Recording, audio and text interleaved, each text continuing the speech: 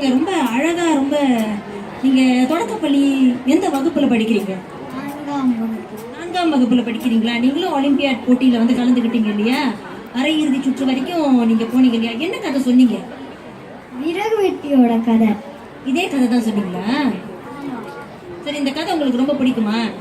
சரி, இந்த கதையில உங்களுக்கு யாரை ரொம்ப பிடிக்கும்?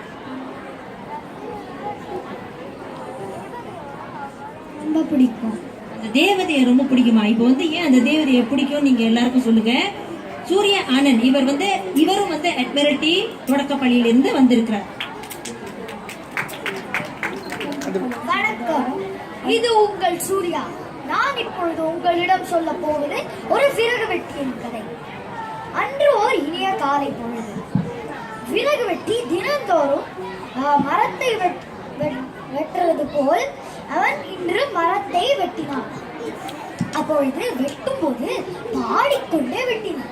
மரத்தை தான் வெட்ட போறேன்டா, யாரும் வந்து தடுக்கிற வரையில் வம்பு கிப்பு வச்சுக்காதடா, நாங்க இப்ப நிறுத்த போவதில்லை அப்படின்னு பாடிக்கிட்டே மரத்தை வெட்டினானா. அப்ப திடீர்னு அப்படின்னு ஒரு சத்தம் கேட்டுதான். விறகு வெட்டி பயந்தே போயிட்டானா. திடீர்னு அங்க ஒரு அழகான தேவதை வந்து தோன்றியது. அப்போது அது சொல்லிட்டு, விறகு வெட்டி, நான் உன்னை கொல்ல வரல, உனக்கு அறிவுரை சொல்றேன். நீ இப்படி இந்த மரத்தை வெற்றி உனக்கே நல்லா இருந்தா, நீ பிறக்கும் போது தொட்டிலா இருந்து, அப்புறம் படுக்கும் போது கட்டிலா இருந்து, படிக்கும் போது மேசையா இருந்து, வீட்டை பாதுகாக்கிற கதவு சன்னலா தானே இருந்து இந்த மரமும் இருந்தது. அது மட்டுமா, நீ கல்லால அடிச்சா கனிய கொடுக்கிறேன், நீ களைச்சு படுத்தா நிழல கொடுக்கிறேன், உனக்கு சுத்தமான காத்தையும் ஈராதாரமான மழையையும் கொடுக்கிறேன். நீ இப்படி மரத்தெல்லாம் வெட்டிட்டு இருந்தேன்னா பூமி வெப்பமயமாகி உயிர்கள் வாழாம போயிடும். அதனால நான் சொல்றத செய். இந்த பொட்டலத்துல நிறைய பழமரத்தோட விதைகள் உள்ளன. இத ஒரு பெரிய இடமா பார்த்து ஒன்னொன்னா விதைச்சு நிறைய காடெல்லாம் உருவாக்கு. அந்த சுவையான பழத்தை எடுத்து பழிச்சுக்கோ. சுத்தமான காத்தும் தூய்மையான நீரும் பசுமையான பூமியும் தான் நீயும் அடுத்த சந்ததிக்கு தரப்போகிற மிகப்பெரிய சொத்து.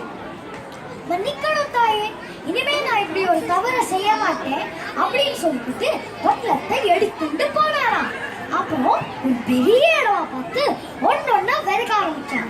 அவன் விதைக்கும் போது பாடிண்டே விதைச்சான். விதைக்க போறேன், ஒன்னொன்னா விதைக்க போறேன், கருத்தா உருவாக்க போறேன்,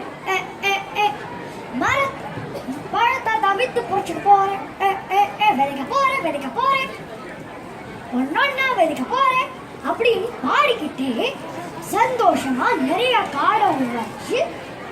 அந்த பழத்தெல்லாம் வச்சு நல்லா பழக்காரனா. இதுல இருந்து என்ன தெரிஞ்சது? பச்சை மிகுந்த பூமி ஒரு இச்சைக்கு உகுந்த பூமி. நன்றி, வணக்கம்.